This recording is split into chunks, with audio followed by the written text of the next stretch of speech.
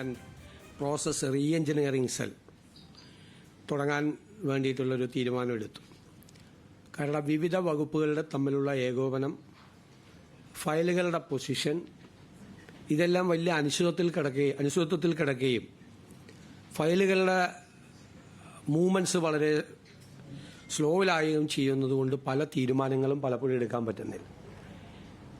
നമ്മൾ മുൻകൂട്ടി വാഗ്ദാനം ചെയ്തിരുന്നത് പോലെയുള്ളൊരു ഡാറ്റ ഡ്രിവൺ ഗവേണൻസിലേക്ക് ഗവൺമെൻറ് ചലിക്കുകയാണ്. വളരെ വേഗത്തിൽ എല്ലാ വകുപ്പുകളെയും ഏകോപിപ്പിച്ചുകൊണ്ട് ഓരോ വകുപ്പുകളിലും നടക്കുന്ന കാര്യങ്ങൾ കൃത്യമായി അറിയാനുള്ള സംവിധാനം, അതാത് വകുപ്പുകളിലും മുഖ്യമന്ത്രിയുടെ ഓഫീസിലും ചീഫ് സെക്രട്ടറിയുടെ ഓഫീസിലുമെല്ലാം ഓരോ ഫയലുകളുടെയും പൊസിഷൻ അറിയാവുന്നതിന് വേണ്ടിയിട്ടുള്ളൊരു പുതിയ സംവിധാനമാണ്, ഏകോപനമാണ് വിവിധ വർക്ക്. പ്രോജക്റ്റിൻ്റെ കാര്യത്തിലും ഈ ഏകോപനം ഉണ്ടാവും, പ്രോജക്റ്റ് മാപ്പിംഗ് ഉണ്ടാവും. എവിടെയെല്ലാം ഏതെല്ലാം വകുപ്പുകളുടെ കീഴിൽ സംസ്ഥാനത്തുടനീളം നടക്കുന്ന പ്രോജക്റ്റുകളുടെ മാപ്പിംഗ്, എന്തായിരിക്കും പൊസിഷൻ എന്ന് കൃത്യമായി അറിയാനുള്ള ഒരു സംവിധാനം കൂടി ഏർപ്പെടുത്തും.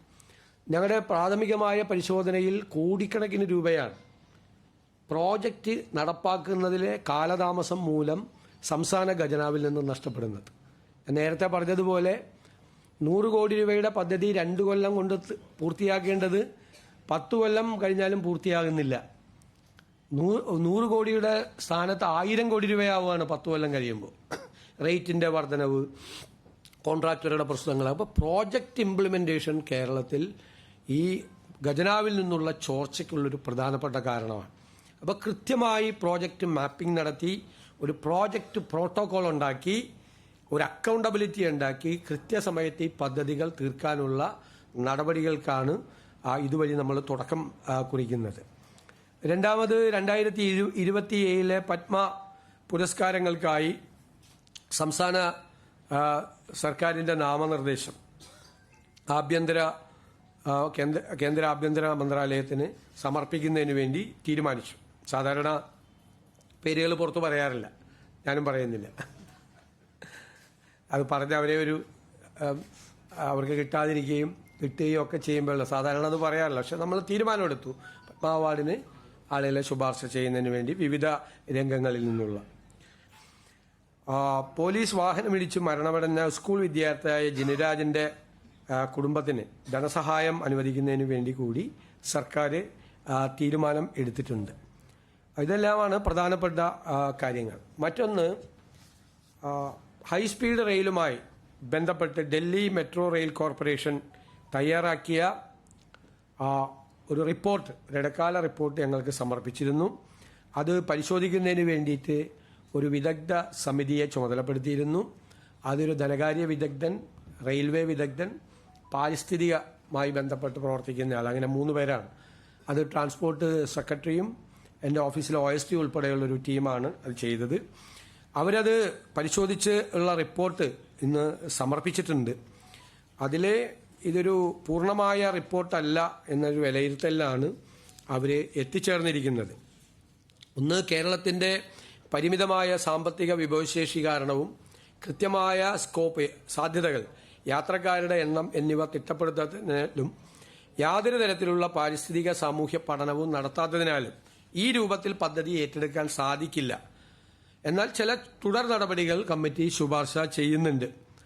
അതായത് ആദ്യഘട്ടത്തിലെ സ്ഥല പരിശോധനകൾ, ഭൂമി ഏറ്റെടുക്കൽ സംബന്ധിച്ച വിജ്ഞാപനങ്ങൾ അല്ലെങ്കിൽ ഭൂതല നിർമ്മാണവുമായി ബന്ധപ്പെട്ട യാതൊരു പ്രാരംഭ നടപടികളും ഇപ്പോൾ ആരംഭിക്കരുത് എന്നാണ് കമ്മിറ്റി ശുപാർശ ചെയ്തിരിക്കുന്നത്.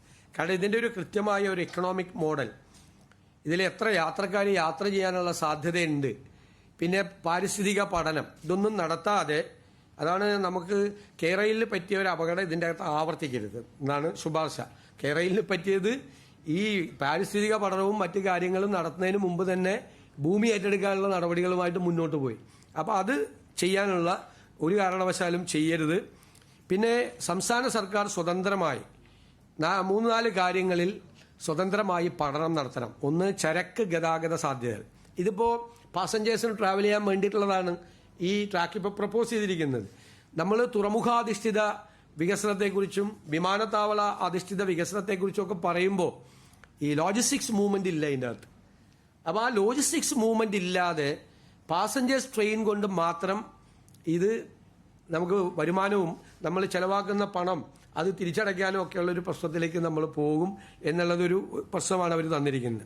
ബദൽ മാർഗങ്ങൾ എന്താണ് എന്നത് വിശകലനം നടത്തണം. ഭൂമിയുടെ ലഭ്യത, അപ്പോൾ അതിനെക്കുറിച്ചുള്ള കൃത്യമായ കണക്കുകൾ ഈ റിപ്പോർട്ടിലില്ല. നിലവിലുള്ളതും ഭാവിയിൽ വികസിക്കപ്പെടുന്നതുമായ മെട്രോ, തുറമുഖ, ഉൾനാടൻ ജലഗതാഗത സംവിധാനങ്ങളുമായിട്ടുള്ള സംയോജനം, ഇത്തരം കാര്യങ്ങൾ പഠിക്കണം എന്നാണ് പറഞ്ഞിരിക്കുന്നത്. ഈ പഠനങ്ങൾ യഥാർത്ഥ ആവശ്യകതയും പദ്ധതിയുടെ വിശാലമായ ബഹുമുഖ സാമ്പത്തിക പ്രാധാന്യവും തെളിയിച്ചാൽ മാത്രമാണ് DPR തയ്യാറാക്കുന്ന അടുത്ത ഘട്ടത്തിലേക്ക് കടക്കാൻ പാടുള്ളൂ എന്നാണ് കമ്മിറ്റിയുടെ ഏകകണ്ഠമായിട്ടുള്ള റിപ്പോർട്ട്. ആ റിപ്പോർട്ട് വിശദമായി പഠിച്ചതിന് ശേഷം ഗവൺമെന്റ് അതിനുള്ള നടപടികൾ കൈക്കൊള്ളും. അല്ല, അതല്ല, നമ്മളിത് പഠിക്കട്ടെ. നമ്മളിപ്പോൾ ഇവർ സമർപ്പിച്ച റിപ്പോർട്ടിലെ ശുപാർശകൾ ഇതാണ് പ്രധാനമായിട്ട്. കാരണം അതൊരു നല്ല ഇക്കണോമിക് മോഡലല്ല ഇപ്പം തന്നിരിക്കുന്നത്. കാരണം ഇത് പാസഞ്ചേഴ്സ് മാത്രമാണ് പോകുന്നത്, ലോജിസ്റ്റിക്സ് മൂവ്മെന്റ് ഇല്ല.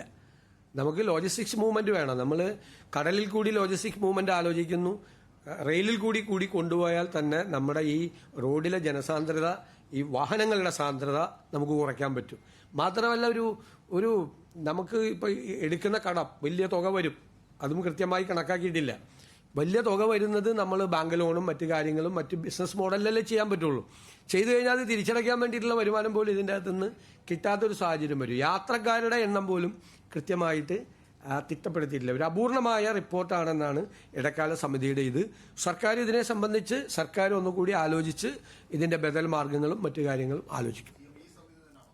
അല്ല, അത് സർക്കാർ പഠിക്കും. അവരോട് ഈ ഡൽഹി മെട്രോ റെയിൽ കോർപ്പറേഷനോട് ഒരുപാട് കാര്യങ്ങൾ അവർ ചോദിച്ചിരുന്നു. ഈ കമ്മിറ്റിയുടെ പ്രവർത്തനത്തിന്റെ ഭാഗമായി അവർ ക്വസ്റ്റനെയർ അയച്ചു കൊടുക്കുകയും ഒരുപാട് കാര്യങ്ങൾ അവർ ചർച്ച ചെയ്യുകയും ചെയ്തു. പക്ഷെ അപൂർണമായൊരു റിപ്പോർട്ടാണ്. ഈ റിപ്പോർട്ടിന്റെ അടിസ്ഥാനത്തിൽ ഒരു തീരുമാനം ഗവൺമെന്റ് എടുക്കരുത് എന്നാണ് റെക്കമെൻഡേഷൻ.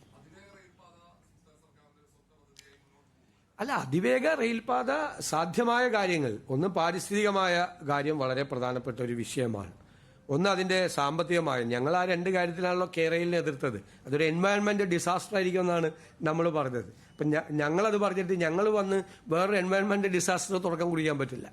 പിന്നെ അത് കേരളത്തിന്റെ സമ്പദ് വ്യവസ്ഥയ്ക്ക് കാര്യമായ ആഘാതം ഏൽപ്പിക്കാതെ കേരളത്തിന്റെ സമ്പദ് വ്യവസ്ഥയെ കുറെ കൂടി ഉത്തേജിപ്പിക്കുന്ന തരത്തിലുള്ള ഒരു പ്രോജക്റ്റ്, കേരളത്തിന്റെ ടോപ്പോഗ്രഫി ജോഗ്രഫി എല്ലാം നോക്കിക്കൊണ്ടുള്ള ഒരു പ്രോജക്റ്റ് ആയിട്ട് മാത്രമേ അത് നടപ്പാവൂ.